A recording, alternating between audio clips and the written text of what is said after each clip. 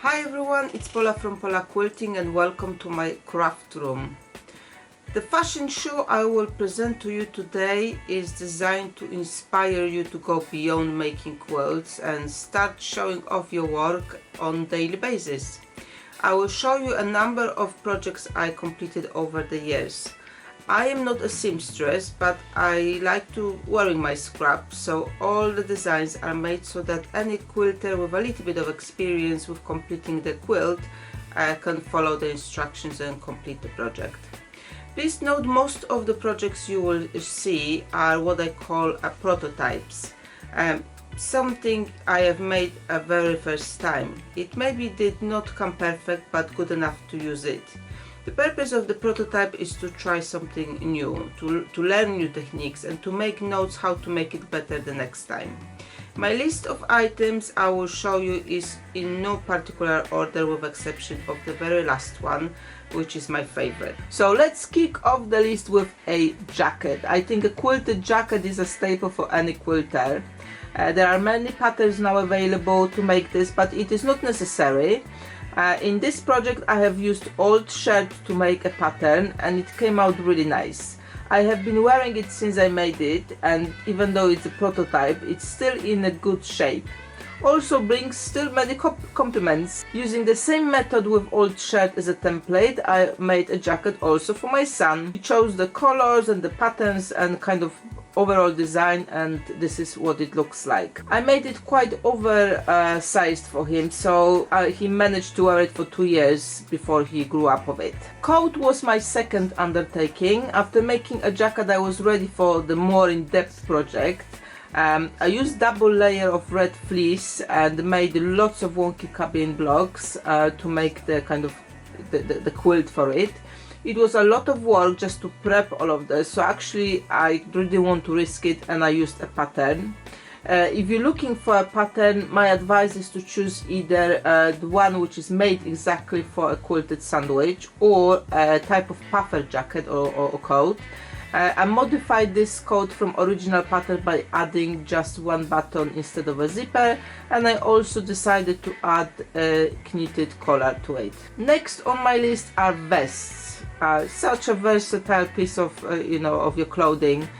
Same as jackets, there's plenty of patterns, but you can make your own by reusing a garment you already have, perhaps. In this example I have used a shirt, the same one I used for the jacket. The vest was made from leftover fabrics from the coats, actually. I somewhat squared them up and put together like a quilt as you go project. I use embroidery floss to add some decoration to it, but really you could leave as is if blocks are colorful already. This black and white vest is based on modified vintage pattern style 1759, which I found in scrap store. Original was one piece, it didn't have opening at the front, so I had to kind of little bit DIY it. And I also changed the shape of the pockets in here. Vests are great as a statement with simple shirt under, or just as a functional piece where you need some warmth and large pockets to keep your stuff. I also made this long vest, which is kind of a little bit more dress up one, and I mainly use it when I'm going out to kind of cheer up my outfit. And really I just like to showing my scraps. Here is a dress. That was actually quite easy project, so I use existing top to cut bodies, and then I use a larger squares recycled from shirts and bedding to put bottom together. Larger pieces are better if you don't want to line it.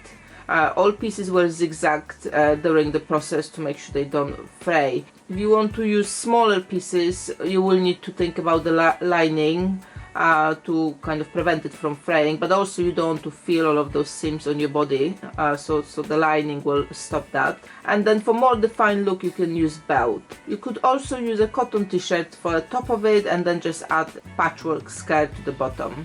Next one is a shawl. You can make this in any size and any colors and either line them up with a fleece or make it double-sided. It's whatever you would like and whatever you need. This will add a color to any outfit and make such a nice statement. Also it makes great quick gift, especially if you have some blocks already made. And a good project to use up some of your orphan blocks like I did. Next is a kind of example where I've used scraps to decorate a simple top.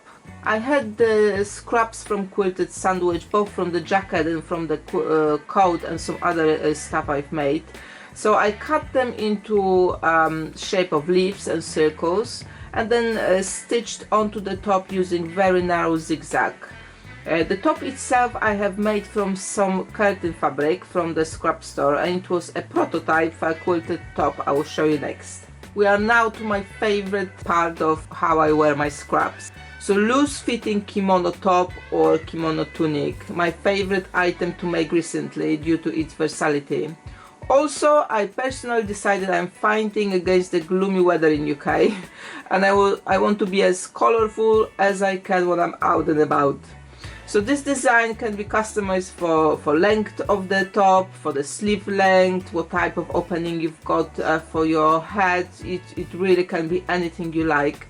You can use existing blocks you have, or you can make blocks on purpose, perhaps on muslin or lightweight cotton. Blocks on muslin are kind of aligned as you go. If you are using existing blocks, you will need to kind of lightly quilt it as well to make sure you don't have all of those seams and you don't have any problem with fraying. You can add pockets either again so on top of it or in the seams, whatever your level of experience is. Either way they will look great. This simple design really have no limits to where you can take it. I have stopped buying tops now and almost exclusively wear this now when I'm going out. If you are interested in making your own top or tunic, I now have available class on demand, which will walk you through the process from start to finish, how to make one. It includes instructions for how to make your own pattern, including your own measurements, how to make a few type of blocks, how to put them together, cutting and finishing your top, and all of those details. There is an intro offer with a special price for this course at the moment, so grab yourself a bargain. I will leave a link to the offer in the description below. I will also place in the description a list of other tutorials I have mentioned in this video.